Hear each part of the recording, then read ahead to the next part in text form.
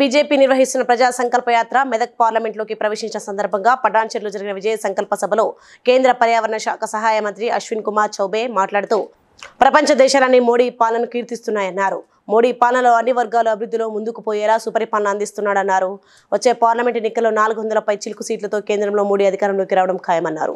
ఇక్కడ ప్రజలంతా శ్రీరాములు లాంటి రఘునందన్ రావును గెలిపించాలని విజ్ఞప్తి చేశారు.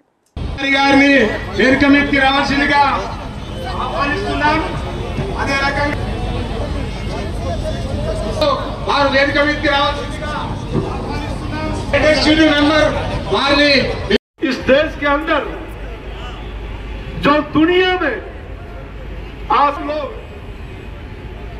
सबसे बड़ा नेता के रूप में नरेंद्र मोदी को जानते हैं।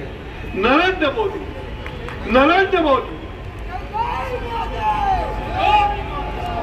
और सबसे बड़ा वंशवादी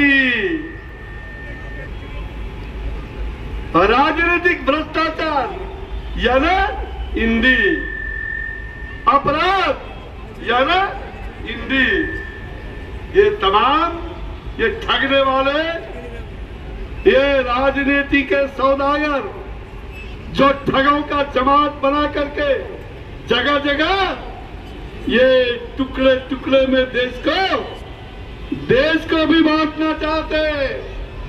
2 साल 3 साल కల్పించారు. కనీసం పటాన్చెరుకు స్టేడియం తెలియదు మీ ఎమ్మెల్యే గారు. వచ్చిందా స్టేడియం? అరే ఎంత అన్యాయం అంటే, నేను దుబ్బాక ఎమ్మెల్యే గెలిచినాక అసెంబ్లీలో అడిగినా నేను అసెంబ్లీలో మాట్లాడినా గెలిచింది.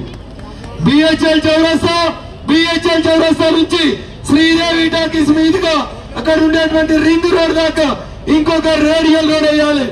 ఏడున్నారు మరి మీ ఎమ్మెల్యే హరీష్ రావు గుడిజాము. Please like and share, subscribe to BCN Telugu News. Please like, share and subscribe to BCN Telugu News.